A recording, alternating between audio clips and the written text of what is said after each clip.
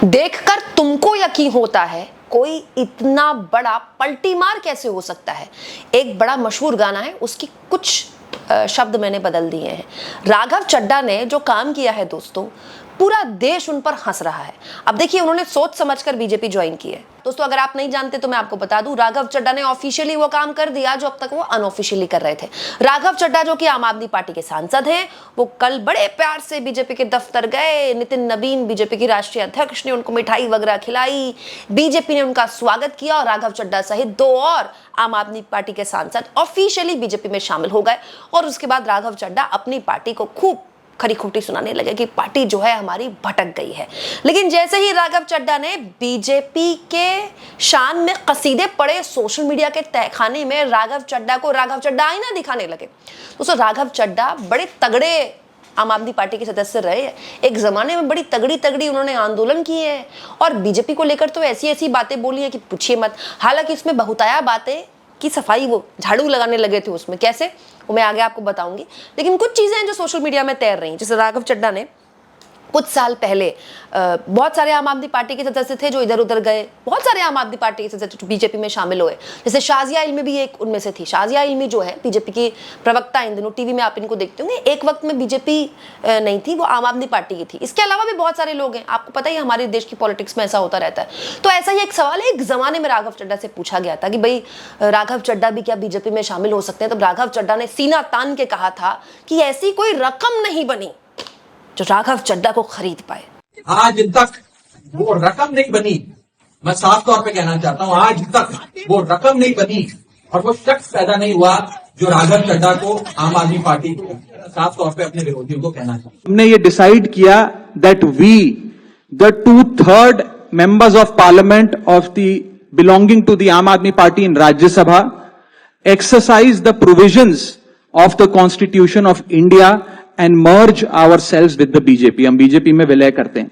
अब लोग पूछ रहे हैं कि क्या ऐसी रकम बन गई जिसने राघव चड्ढा को खरीद लिया, कि भाई ऐसा क्या हो गया कि वो राघव चड्ढा जो दिन रात प्रधानमंत्री मोदी को ऐसी बातें बोलते थे कि पूछिए मत, ऐसे आरोप उन पर लगाते थे कि पूछिए मत, ऐसे आंदोलन करते थे जमीन पर बैठकर कि पूछिए मत, अब शान में कसीदे पड़ेंगे। मतलब पढ़ेंगे ही। बीजेपी वालों के लिए तो पहला रूल ही है कि दिन रात वो मोदी जी की शान में कसीदे पढ़ते रहे। अब पढ़ेंगे ही जाहिर तौर पर, अगर उन्होंने बीजेपी ज्वाइन की है तो। इसके अलावा राघव चड्ढा ने कुछ साल पहले बीजेपी की वॉशिंग मशीन की भी तारीफ की थी कि बीजेपी की पास ऐसी वॉशिंग मशीन है जो बिना डिटर्जेंट पाउडर के ही दमदार सफाई देती है। और तो और दोस्तों, ये वही राघव चड्ढा हैं जो कुछ दिन पहले संसद में ज्ञान दिया करते थे कि बीजेपी का बस चले तो ज्ञानेश कुमार की जगह संबित पात्रा को चुनाव आयोग का मुखिया बना दे। और ये एक ऐसी व्यवस्था बनाता है कि एक पार्टी मैन, एक यस मैन चुनाव आयुक्त बन सकता है। वो दिन भी दूर नहीं कि चाहे भाजपा अगर कल तो संबित पात्रा को चीफ इलेक्शन कमिश्नर बना सकती है मैडम, और 2:1 के रेशियो से संबित पात्रा देश के चीफ इलेक्शन कमिश्नर बन सकते हैं। आप सोचिए कि ये कितना खतरनाक होगा अगर वो चीफ इलेक्शन कमिश्नर बन गए। और तो और दोस्तों, बीजेपी भी राघव चड्ढा पर देखिए ना कैसी बातें बोला करती थी। जैसे 2023 में बीजेपी ने राघव चड्ढा के लिए कहा था कि तिहाड़ में जल्द आएगा एक और भ्रष्ट मेहमान, शराब घोटाले की दूसरी चार्जशीट पर राघव चड्ढा का भी है नाम। सोचिए, राघव चड्ढा पर दिल्ली के शराब घोटाले में नाम होने का आरोप लगाने वाली बीजेपी अब उसी राघव चड्ढा को अपने यहाँ शामिल करा के कितना खुश हो रही है। अब लोग पूछ रहे हैं दोस्तों कि क्या राघव चड्ढा को भी वो वॉशिंग मशीन का पता मिल गया कि भाई बिना डिटर्जेंट के दमदार सफाई राघव चड्ढा की हो गई। हालांकि राघव चड्ढा इस अभियान में लंबे वक्त से लगे हुए थे। लगातार मेरे चैनल में ऐसी कई खबरें आपने देखी जिसमें राघव चड्ढा की उनकी पार्टी से अदावत चल रही थी। राघव चड्ढा को उनकी पार्टी ने पद से भी हटाया, उपनेता के राज्यसभा से। उसके बाद उनकी पार्टी और उनके बीच में बहुत जबरदस्त गतिरोध चल रहा था और उसके बाद राघव चड्ढा अपने सोशल मीडिया से सफाई अभियान चला रहे थे। अपने सोशल मीडिया एक्स से मोदी जी के लिए, बीजेपी के लिए जो उन्होंने खूब तगड़े हमले बोले थे, वो सारे ट्वीट्स डिलीट करने का काम कर रहे थे। धड़ मतलब लाइन से वो ट्वीट्स डिलीट हो रहे थे। तो वो ट्वीट्स डिलीट पहले ही राघव चड्ढा कर चुके हैं। लेकिन ये जो सोशल मीडिया में उनके बयान है, ये कैसे डिलीट होंगे? क्योंकि मैं तो हमेशा कहती हूँ कि तहखाने में सोशल मीडिया के कुछ भी डिलीट नहीं हो सकता। और जिस दौर में हम जी रहे हैं, एक बार अगर आपने ऑनलाइन कुछ पोस्ट कर दिया, उसको डिलीट कर पाना बड़ा मुश्किल होता है, उसके फुटप्रिंट्स रहते हैं। लेकिन बड़ा सवाल ये है कि दोस्तों, राघव चड्ढा ने जो किया है, क्या उसके वो फायदे बीजेपी ले पाएगी? देखिए, बीजेपी को आप जानते हैं दोस्तों, बीजेपी किसी भी तरह से अपनी राजनीतिक ताकत और हैसियत बढ़ाने के लिए कुछ भी कर सकती है। बीजेपी के लिए तो ये फायदा है ही। क्यों? क्योंकि अब बीजेपी के पास राज्यसभा में पंजाब की रिप्रेजेंट करने वाले सांसद भी आ गए और उसकी राज्यसभा में संख्या बढ़ गई। कैसे? लोकसभा में दोस्तों आम आदमी पार्टी के 3 सांसद हैं, राज्यसभा में 10 थे, ठीक है। अब लोकसभा में अभी भी 3 हैं, लेकिन इन 7 के जाने के बाद राज्यसभा में उसके पास अब 3 ही सांसद बचे हैं। लेकिन राज्यसभा में बीजेपी मजबूत हो गई। कैसे? राज्यसभा में बीजेपी के पास 106 सांसद हैं अभी तक, राज्यसभा में उसके पास बहुमत नहीं है, प्लस 7 हो गए आम आदमी पार्टी के जो 7 हैं जिनका नाम राघव चड्ढा ने लिया है। वो कौन कौन लोग हैं मैं आपको बता देती हूँ। राघव चड्ढा के साथ ही गए थे प्रेस कॉन्फ्रेंस में संदीप पाठक, अशोक कुमार मित्तल। उसके अलावा राघव चड्ढा ने जिनका नाम लिया है वो है विक्रमजीत सिंह सहानी, हरभजन सिंह, स्वाति मालीवाल, राजेंद्र गुप्ता। तो इन सब के शामिल होने के बाद जो कि दावा करें राघव चड्ढा कि उन्होंने 2/3 पार्टी ही तोड़ दी है अपनी, अब बीजेपी का जो पूरा आंकड़ा है राज्यसभा में हो गया 113 का। तो बीजेपी की तो संख्या बढ़ गई ना राज्यसभा में, तो बीजेपी के लिए तो विन विन सिचुएशन है। दूसरा, बीजेपी हर तरह से पंजाब में अपना प्रतिनिधित्व बढ़ाना चाहती है। ये जो सांसद है दोस्तों, खास तौर पर राघव चड्ढा, ये पंजाब से सांसद आते हैं।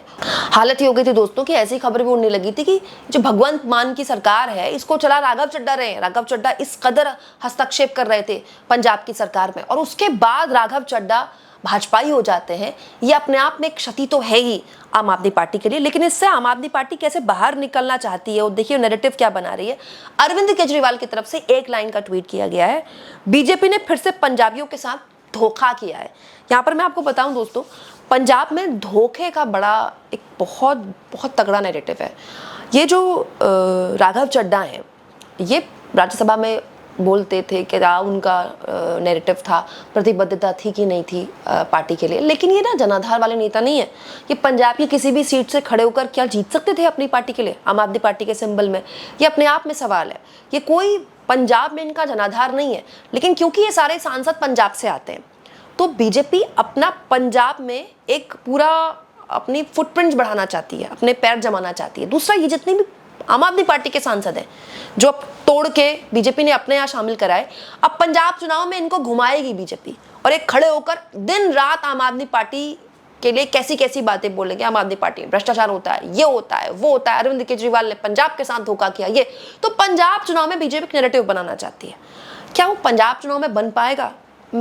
इट्स टू अर्ली टू से, और मैं कोशिश करूंगी पंजाब चुनाव भी मैं फील्ड से कवर करूं। आप जानते ही है कि अब मैं निकल चुकी हूं, तो मैं लगभग हर चुनाव कवर करने की कोशिश करूंगी। लेकिन मैं आपको एक बात बताऊं, पंजाब की पॉलिटिक्स ऐसे चलती नहीं है। मैं किसी और राज्य के बारे में तो कहा जा सकता था, लेकिन पंजाब की पॉलिटिक्स बिल्कुल अलग तरह की है। वहां इस तरह का धोखा किसी भी हाल में बर्दाश्त नहीं किया जाएगा। तो फिर इससे क्या फायदा हुआ बीजेपी को? बीजेपी का नंबर बढ़ गया, लेकिन राघव चड्ढा को क्या मिलेगा? कहने वाले कह रहे हैं कि अभी कुछ दिन बाद हो सकता है कि किसी को कैबिनेट में भी बड़ी जगह मिल जाए। तो क्या राघव चड्ढा को कैबिनेट में बड़ी जगह मिलने वाली है? क्योंकि सांसद तो पहले भी थे, वो राज्यसभा के सांसद तो अभी भी रहेंगे वो, लेकिन ऐसा तो है नहीं कि बीजेपी में शामिल होने के बाद उनकी सांसदी चली जाएगी। हालांकि संजय सिंह कह रहे हैं वो शिकायत करेंगे उपसभापति से राज्यसभा के, लेकिन आप जानते हैं बीजेपी ने फुल प्रूफ तैयारी कर रखी होगी। लेकिन इसके पीछे एक बड़ा गेम है। उस गेम के तहत बीजेपी चाहती है कि वो पंजाब में अपने जो पैर है वो जमाए, और दिन रात ऐसे लोगों का समूह खड़ा करे जो पंजाब में मजबूत आम आदमी पार्टी को कमजोर कर सके अंदर से। अब ये होगा कि नहीं होगा, तो आने वाला वक्त बताएगा, लेकिन इसके लिए आम आदमी पार्टी ने मोर्चाबंदी शुरू कर दी है।